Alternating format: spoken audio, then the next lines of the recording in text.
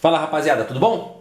Mais uma aulinha aqui, 7º ano de Geografia. Iremos falar sobre a indústria no Brasil e a indústria brasileira globalizada. Vamos começar a falar desde o princípio do processo de globalização da nossa indústria, da formação das nossas indústrias.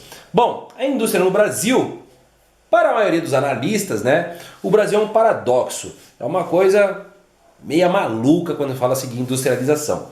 O país tem uma base industrial desenvolvida, um setor da sociedade altamente sofisticado e um corpo considerável de cientistas. Isso nós estamos falando do Brasil, hein?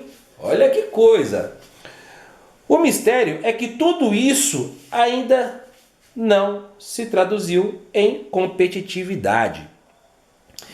Isso é um reflexo do desdém dos brasileiros pelo mercado internacional. O Brasil precisa exportar para atingir a prosperidade. Então nós temos um processo industrial muito bem evoluído, Só que em contrapartida nós ainda nos pautamos no processo de extrativismo. Nós não saímos do setor primário ainda. Sendo-se que nós temos um corpo industrial muito forte. Só que falta investimento para que isso aconteça também.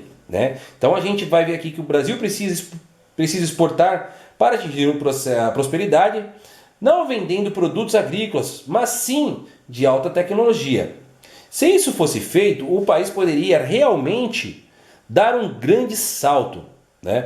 Com o fim da Guerra Fria, as velhas divisões ideológicas acabaram dando lugar a uma divisão baseada na tecnologia.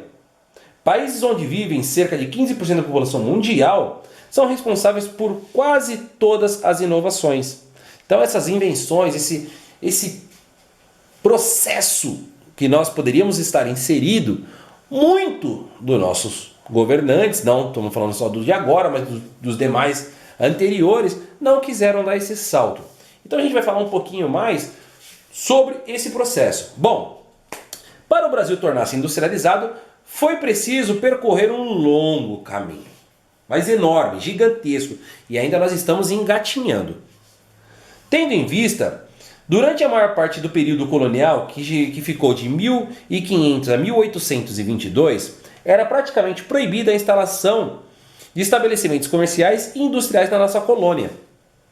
Principalmente até 1808, data da vinda da família real ao Brasil, porque os produtos fabricados aqui concorriam com os da metrópole portuguesa. Por isso, entre os séculos 18 e 19, enquanto alguns países da Europa Ocidental conviviam com a industrialização, o Brasil permanecia como exportador de gêneros agrícolas, papel que continuou a representar mesmo após obter sua independência política em 7 de setembro de 1822.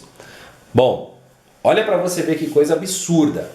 Nós não poderíamos concorrer com a nossa própria colônia, com o país de Portugal. Quando o Brasil se desvincula de Portugal, ele continua com a mesma ideologia. Ajudou em quê? Em nada. Nós temos esses traços ideológicos imperiais ainda. Nós temos que nos desvencilhar dele para progredir. Bom, voltando aqui. Até a década de 1930, a industrialização brasileira foi marcada por indústrias tradicionais, geralmente alimentícias e de têxteis, fabricação de tecido, e pela importação de produtos industrializados. Olha que coisa! Sempre aparece a famosa importação. Com a chegada da crise mundial de 1929, afetou também a economia brasileira, que até então se baseava principalmente na produção e na exportação de café. Mais uma vez voltamos no setor primário, a extração, olha isso. Até hoje, século XXI, nós estamos pautados na exportação, Só que somente de minérios. Com essa crise, uma parcela razoável do capital cafeeiro foi reinvestida em atividades urbanas febres de fábricas, como a produção de alimentos e tecidos, modificando e dinamizando nossa economia com a lenta transição do predomínio do capital agrícola para o capital industrial. Então, mais uma vez, a gente vê esse processo, né? Na industrialização brasileira, na globalização, né, quando a indústria nossa começa a se globalizar, é um processo muito tardio. Os anos de 1990 foram marcados pela globalização, quando começa aquele processo, telefone móvel, a internet, por mais que era uma internet precária, nós estávamos inseridos no processo de globalização, pela política neoliberal e pelas crises econômicas em países emergentes, como o Brasil. Em consequência, o capital transnacional passou a controlar cada vez mais não só a industrialização, mas também toda a economia brasileira, incluindo setores agropecuários e de serviços. Neste último, destacando-se que dão suporte às atividades industriais como o energético e de telecomunicações e o transporte, com a privatização de empresas estatais como a Companhia Siderúrgica Nacional e a Empresa Brasileira de Telecomunicações, chamada-se Embratel.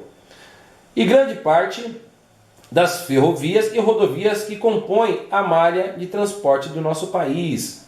Ainda na década de 1990, o setor industrial caracterizou-se pela queda da participação da indústria na composição do PIB, né, o Produto Interno Bruto, e pela redução de número de empregos nessa área, porque as indústrias estavam cada dia mais, tecnologicamente dizendo, se modernizando. Então automaticamente vai trocar o trabalho humano pelo trabalho das máquinas. Olha aí o processo de industrialização. Esse é o processo de globalização das indústrias, ainda mais falando do Brasil. Pessoal, vamos ficar nessa aula por aqui. Mais para frente, nós iremos continuar no processo de industrialização. Um abraço, até a próxima aula.